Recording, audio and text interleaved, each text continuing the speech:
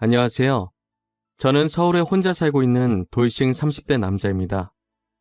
여러분들에겐 첫사랑의 기억이 어떻게 남아있나요? 다시 생각해도 설레고 아련하고 그리운 기억으로 남아있으신가요? 남자는 생각만 해도 설레는 첫사랑을 죽을 때까지 못 잊는다고 하던데 저는 다른 의미로 첫사랑을 죽을 때까지 못 잊을 것 같아요. 어쩌다 제 첫사랑의 기억이 이렇게 바뀌게 되었는지 지금부터 이야기를 풀어볼게요. 저는 고등학생 때 같은 반이었던 아내를 보고 첫눈에 반해 짝사랑을 해왔었어요. 가슴 간질간질거리는 저의 첫사랑이 그렇게 시작된 것이죠. 아내는 미모가 뛰어나서 전교생에게 정말 인기가 많았어요. 여자들은 아내가 쓰는 물건들을 따라 샀었고 학교에서 인기 좀 있다는 잘생긴 애들도 아내의 뒤를 졸졸 따라다녔었어요. 하지만 저는 잘생긴 것도 아니고 그렇다고 날씬한 것도 아니라서 뒤에서만 아내를 봤었어요. 정말 평균 이하의 외모에 살집도 있는 편이라 제가 봐도 너무 별로더라고요. 늘 그렇게 뒤에서 아내를 지켜보다가 아내가 가는 대학에도 따라 들어가게 됐어요. 아무리 그래도 그 정도까지 하냐고 말하시겠지만 저는 그만큼 아내를 무척이나 좋아했었거든요. 제 세상은 아내에 의해 흘러간다고 볼 수 있었어요. 그렇게 대학을 가서도 혼자 속으로만 좋아하다가 대학 졸업할 때쯤 제가 용기를 내서 아내에게 고백을 했어요. 현이야, 친하지도 않은 내가 이렇게 불러내서 당황했지. 졸업하기 전엔 꼭 너한테 하고 싶은 말이 있어서 불렀어. 나, 너 좋아해, 현이야.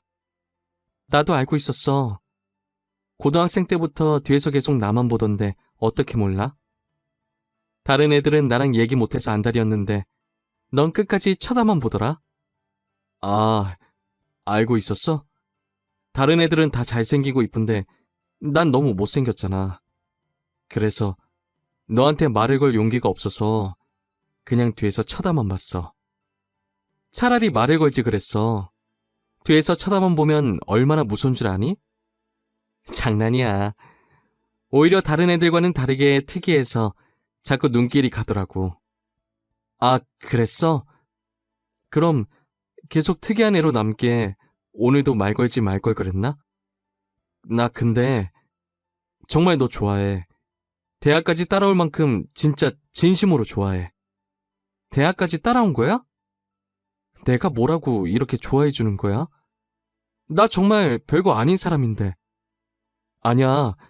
너만 보고 있으면 주변이 환해지고 너가 웃을 때마다 내가 행복해지는걸. 이젠 졸업 앞두고 마지막이라고 생각하고 말한 거야. 부담 가지지 마. 대답 안 해줘도 돼. 왜? 난 대답하고 싶은데.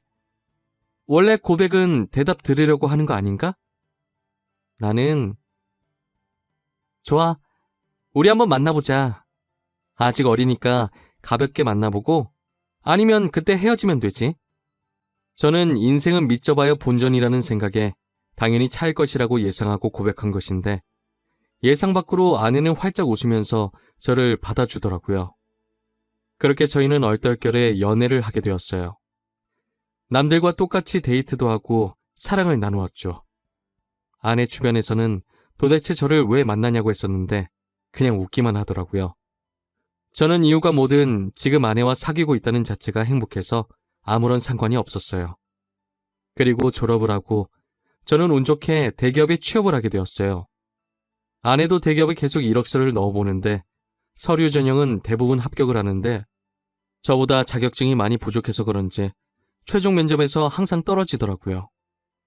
결국은 대기업은 포기하고 중소기업에 취직을 하게 되었죠. 위로가 전혀 안 되겠지만 그래도 아내에게 취직 축하한다고 맛있는 것도 사주고 아내가 평소 갖고 싶어 했던 지갑도 축하 선물로 사줬습니다. 아내는 저의 응원을 받고 힘을 내서 열심히 회사를 다녔어요. 제가 어느 정도 직급이 올라갔을 때 아내에게 결혼을 하자고 했어요. 아내는 망설임도 없이 단칼에 제 청혼을 거절하더라고요. 아직 직장이 변변치 못하다면서 자신이 당당해질 수 있을 때 결혼을 하고 싶다고 했었어요. 아무것도 없는 나랑 결혼하고 싶다고 해줘서 너무 고마운데 아직 내가 직장이 변변치 않아서 지금 결혼하기엔 너한테 너무 미안해. 그럼 내가 싫어서 거절하는 게 아니라 직장 때문에 거절하는 거야? 직장이 무슨 상관이야. 우리 둘이 잘 살면 되는 거지. 그래도 직장이 좋아야 월급도 많이 받고 우리가 걱정 없이 살 거 아니야. 너 월급에 비하면 내 월급은 너무 작잖아. 나는 내가 네 앞에서 당당해질 수 있을 때 결혼하고 싶어. 그래도 너가 안 버는 것보단 낫지. 우리 둘이 같이 벌면 괜찮아. 그리고 나 혼자 벌어도 너 하나쯤은 먹여 살릴 수 있어. 아내가 저보다 못한 직장에 다닌다고 스트레스 받아 하는 것 같아서 괜찮다고 다독여줬어요. 아내는 제가 대기업에 다니니까 확실히 제 월급이 자신 월급보다 많다는 것을 알았지만 정확히 얼마나 되는지 모르는 상태였거든요. 그래서 저는 아내에게 이 정도의 월급을 받고 있으니 결혼해도 문제가 없다고 설득했죠. 제가 자신보다 2배 넘게 받는다는 것을 듣고 놀라더니 고민을 하는 것 같더라고요. 계속되는 저의 설득 끝에 아내는 긍정적으로 생각이 바뀐 것인지 제 청혼을 받아주었어요. 제가 이렇게 결혼을 서두르게 된 이유는 회사에서도 아내가 인기가 많은 것 같더라고요. 아내가 종종 회사에서 치근덕거리는 남직원이 있다고 얘기를 꺼낼 때마다 다른 남자들이 더 이상 치근덕거리지 않게 얼른 결혼을 해야겠다는 마음을 먹게 됐죠. 저는 그렇게 힘들게 아내와 결혼하는 데 성공했습니다. 저희는 결혼한 지 2년이 지났는데도 자식 없이 여전히 둘이서 신혼생활을 보내고 있어요. 사실 아무리 노력을 해도 아이가 저에게 찾아올 생각을 하지 않더라고요. 아내와 저는 아직 젊으니까 조급해하지 말고 아이가 찾아올 때까지 천천히 기다려보기로 했어요. 그러다 결혼 3년 차가 되었을 때 아내가 임신을 했더라고요. 저희 부모님은 아들이든 딸이든 상관없다며 너무 수고했다고 고맙다면서 아내의 손을 꼭 잡고 우셨어요. 아내도 어머니의 눈물을 보고선 살짝 눈가에 눈물이 고였더라고요. 며느리 아끼는 시부모님 덕분에 낙동강 오리알 신세가 된 저만 힘들어졌었어요. 아내 회사가 중소기업이어도 설립자가 여성분이어서 그런지 복지가 대기업 못지않게 좋더라고요. 아내는 일을 하면 스트레스 받을까봐 아이를 위해 휴직을 하고 집에서 쉬고 있었어요. 혹시나 쉬면서 집안일이라도 할까 어머니께서 집에 오셔서 아내 대신 집안일을 다 해놓고 가시더라고요. 저도 퇴근하고 오면 어머니의 잔소리를 듣고 아내의 시중을 들기 시작했고요. 아내 시중을 들면서도 저는 태어날 아이 생각에 하나도 힘들지 않았고 행복했어요. 저희는 아들, 딸 구애받지 않으려고 병원에 검진을 가도 성별을 알려고 하지 않았어요. 출산하고 아이를 보러 신생아실에 갔는데 아내를 아주 쏙 빼닮은 귀여운 딸이더라고요. 엄마를 닮아서 그런지 아이의 얼굴이 벌써 완성형이라고 호들갑 떨었다가 아내한테 주책이라면서 벌써 딸 바보 됐냐고 등짝 한 대 맞았네요. 아내 손이 매운 편인데 저는 그날 아무리 맞아도 아프지가 않고 오히려 간지러웠어요. 이래서 다들 딸 낳으면 딸 바보가 되는 건가 보다 싶더라고요. 딸이 태어난 지 이제 1년이 넘어가기 시작했을 때 저는 집 앞에서 충격적인 장면을 목격하게 됐습니다. 제가 직급이 올라가면서 회의다 뭐다 여기저기 불려다니다 보니 정시 퇴근하는 아내가 항상 저보다 먼저 집에 와 있었어요. 그런데 제가 몸이 안 좋은 것 같아서 회의에 참석하지 못하고 집에 바로 온 적이 있었어요. 차를 주차하고 내리려고 가방을 챙기는데 어떤 차에서 내리는 아내가 보이더라고요. 아내는 운전면허가 없어서 항상 제가 데려다 주거나 대중교통을 이용해서 출퇴근을 했었거든요. 저는 처음엔 동료가 데려다 준 거라고 생각하고 신경을 쓰지 않으려고 했었어요. 그런데 아내가 집에 들어가려고 할 때 남자가 차에서 내리더니 아쉽다는 듯 아내의 손을 잡더라고요. 저는 내리려고 손잡이에 올린 손을 떼고 그 모습을 어처구니 없이 쳐다보고 있었어요. 아내는 남자를 보면서 웃고 있고 남자는 잡은 손을 앙탈 부리듯이 흔들고 난리도 아니더라고요. 다른 사람이 보면 그 둘이 부부인 줄 알겠더라고요. 하필이면 제 차가 입구 정면에 주차하고 있어서 제 블랙박스에 그 장면이 그대로 다 찍혔었어요. 저는 차 안에서 나오지 않고 아내가 들어간 후에도 그 장면만 계속 돌려보고 있었어요. 잘못 생각한 거라고 현실을 부정하려 했지만 보면 볼수록 외도가 맞는 것 같아서 화가 나더라고요. 더 확실한 증거를 잡아야겠다는 생각에 저는 집으로 바로 들어가지 않았어요. 차 안에서 쉬다가 원래 제가 퇴근하던 시간에 맞춰서 집에 들어갔죠. 아내가 웃으면서 저한테 왔냐고 말하는데 온몸에 소름이 돋았어요. 저는 아무것도 못 본 사람 마냥 아내에게 평소와 다를 것 없이 똑같이 대했었어요. 아내가 음식을 하는 동안 혹시나 다른 증거들이 나오지 않을까 싶어서 아까 아내가 입고 있었던 코트를 뒤졌는데 아무것도 나오지가 않더라고요. 저는 아내가 잘 때 휴대폰을 몰래 확인해 보기로 마음먹었습니다. 아내가 먼저 잠든 것을 확인하고 휴대폰을 들고 조용히 거실로 나왔어요. 잠금이 걸려 있었는데 비밀번호가 딸 생일이더라고요. 저는 고민할 것도 없이 제일 먼저 카카오톡을 들어가 보았어요. 전부 회사 직원들과의 단톡이나 제가 알고 있는 고등학교 친구들과의 단톡이었는데 유일하게 한 사람만 개인톡을 하고 있더라고요. 저장명도 심상치 않은 게 제 직감으로는 이 사람이 아까 아내를 데려다 준 사람이라고 생각했죠. 개인톡을 들어가 보니 역시나 제 예감이 딱 들어맞았더라고요. 아내가 저랑 연애했을 때보다 그 사람이랑 더 달달하게 카톡을 주고받았어요.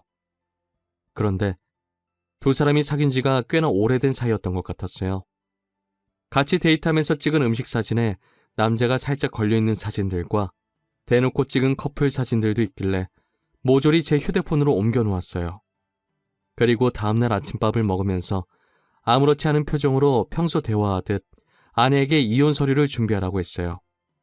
아내는 잘못 들은 건가 싶은 표정으로 갑자기 무슨 소리냐고 하더라고요. 저는 아무 말 하지 않고 커플 사진을 아내의 폰으로 전송했어요. 방금 내가 당신한테 사진을 하나 보냈는데 그게 우리 이혼 사유야.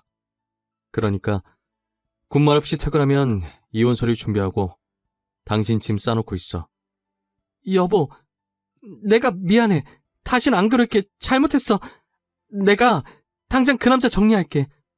우리 딸을 봐서라도 이 엄마는 안 돼. 엄마는 아빠 없는 애로 키울 수 없잖아. 안 그래? 그걸 아는 사람이 남편 두고 이렇게 딴 남자를 만나고 있었던 거야? 저번에 친구랑 저녁 먹고 온다고 했던 날도 그 남자랑 먹었더라? 그땐 정말 아무 사이 아니었어. 그날은 둘 다 상사한테 엄청 혼나고 퇴사 고민할 만큼 힘들길래 같이 저녁 먹으면서 하소연하고 헤어진 게 다야. 진짜야. 거짓말 치지 마. 내가 그전 대화까지 안 봤을 것 같아? 내가 사진만 대충 본 줄 아는 거냐고. 대화 내용까지 다 봤는데 왜 거짓말 치는 거야? 나도 모르겠어. 이렇게 거짓말 해서라도 당신 잡고 싶었나 봐. 내가 잘못했어. 나를 욕해도 좋아. 그런데 이혼만은 절대 안 돼, 여보. 그래? 그럼 지금 그놈이랑 당장 헤어져. 그렇지 않으면 난 무슨 짓 할지 몰라. 당신 회사에 불륜 증거 다 뿌리고 이혼할 수도 있어. 아내는 회사에 불륜 사실을 알리겠다고 하니 당장 그 남자에게 전화해서 이별을 통보하더라고요. 그리고 며칠 뒤 아내한테 들은 얘기인데 아내와 헤어지고 그 남자는 이직을 했다더라고요. 어디로 이직했는지는 모르고 남자가 휴대폰 번호를 바꿔버려서 만약에 다시 만나고 싶다고 한들 만날 수 없는 상황이라고 확실히 관계가 끝났다는 것을 말해줬어요.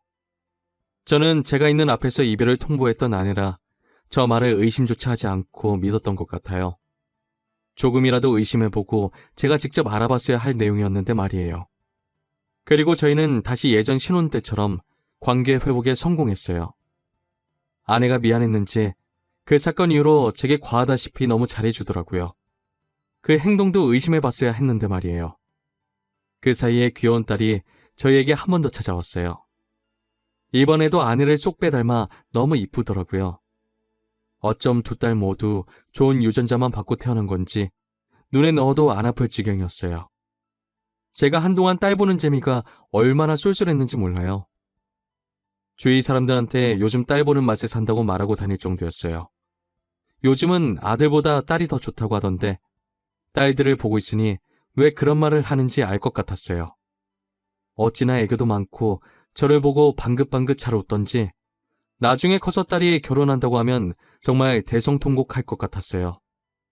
저는 영원히 제 딸들을 옆에 끼고 살 수 있을 줄만 알았어요. 그날만 아니었다면 말이죠.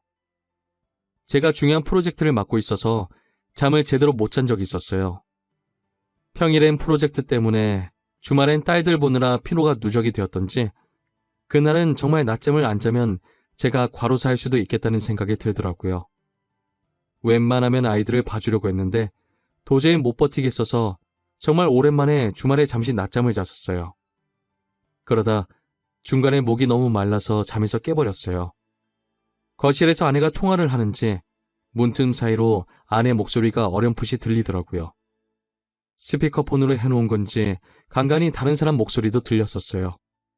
저는 목이 말라서 아플 지경이길래 물을 마시려고 손잡이에 손을 올렸는데 아내가 하는 말에 문을 열지 못하고 그 자리에서 굳어버렸어요.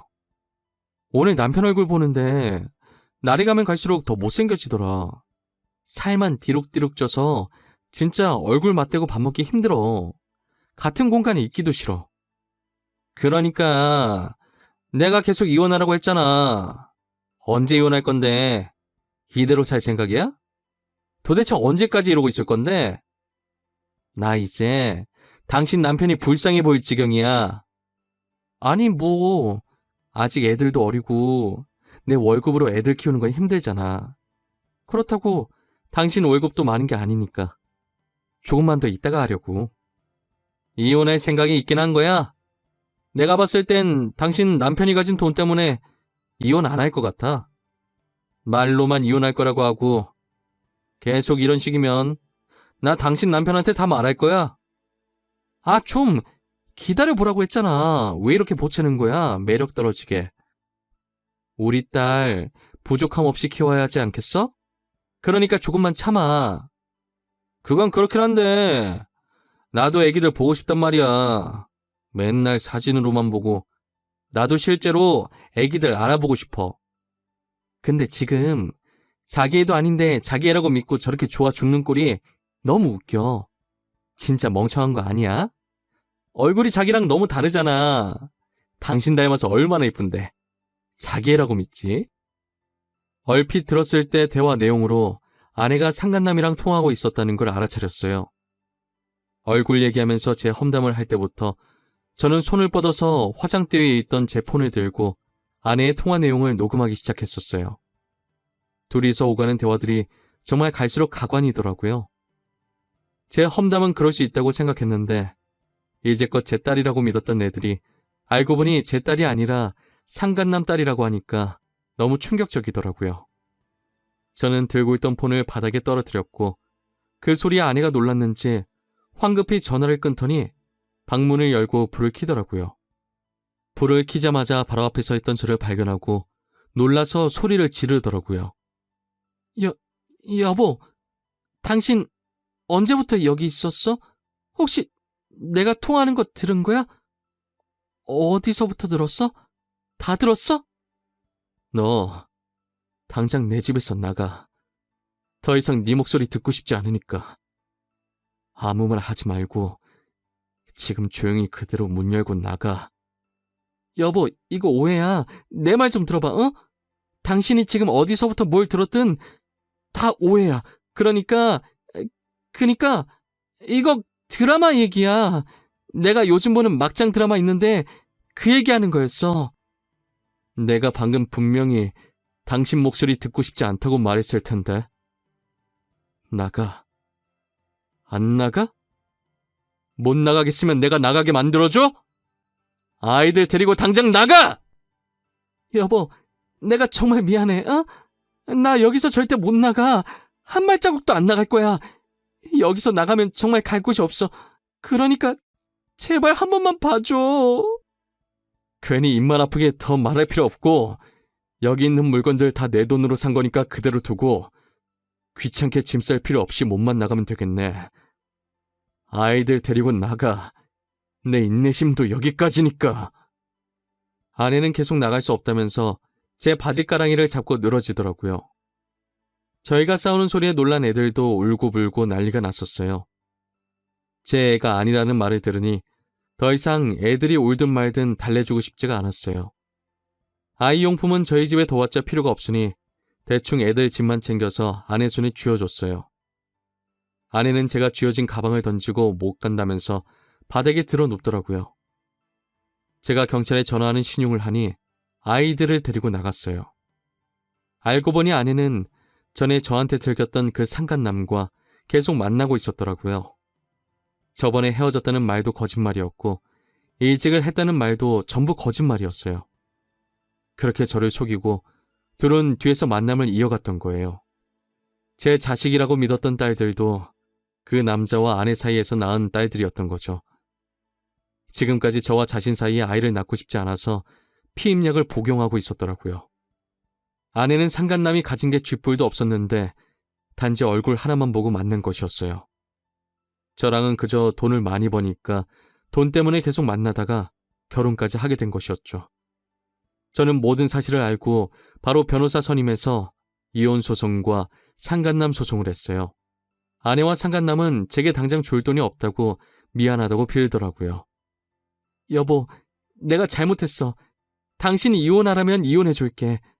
우리 소송까지는 하지 말자, 어? 그래도 같이 살아온 세월이 있는데 합의 이혼으로 끝내면 안 될까? 정말 죄송합니다. 용서받지 못할 짓 한 거 알아요. 그치만 소송만은 하지 말아주세요. 모아둔 돈도 없어서 당장 위자료 줄 돈이 없어요. 이렇게 부탁드립니다. 이렇게 될 거라고 예상을 못했나 봐요. 제가 저번에도 용서하고 넘어가 주니까 이번에도 사과하면 그냥 넘어갈 줄 알았어요? 저 절대 고소 취할 생각 없습니다. 아내가 외도한 게 이번이 처음도 아니고 심지어 똑같은 남자랑 다시 외도를 했는데 저는 너무 괘씸해서 그 둘을 선처해줄 마음이 전혀 없었어요. 결국 둘은 저한테 줄 위자료가 없어서 사채까지 써서 줬더라고요. 매달 정확하게 들어오는 월급 받고 사채를 쓴 모양인데 제가 가만히 있을 리 없었죠. 저는 불륜 증거들을 아내 회사에 뿌리기 시작했어요. 회사 내 커뮤니티에 익명으로 녹음본과 함께 글도 올렸고 팩스로 커플 사진들도 보내고 제가 할 수 있는 건 다 했었어요. 결국 아내와 상간남은 회사에서 질타를 받으며 그대로 쫓겨났습니다. 그리고 현재까지도 빚쟁이들을 피해 도망 다니고 있는 것 같더라고요. 그러게 처음 제가 용서하고 넘어가 줬을 때 정신을 차렸어야 했는데 자기 발등 자기가 찍는 짓을 왜 하나 싶습니다. 저는 정말 죽을 때까지도 이 일을 절대 못 잊을 것 같아요. 다시는 결혼할 생각도 그렇다고 연애를 할 생각도 전혀 없어요. 저는 이렇게 혼자서 걱정 없이 사는 것도 괜찮을 것 같다는 생각을 해요. 오히려 부양할 가족이 없으니 마음이 더 편해졌어요. 저희 어머니는 아직도 집사람이 바람펴서 이혼한 줄 모르고 계세요. 나이도 많으신데 혹시나 충격에 쓰러지실까봐 영원히 제 가슴에만 묻어두려고 합니다. 여러분들은 첫사랑의 기억이 꼭 이쁘게 남아있었으면 좋겠네요. 지금까지 제 이야기 들어주신 모든 분들께 감사합니다. 모두 가족들과 행복하고 따뜻한 겨울 보내시길 바랍니다.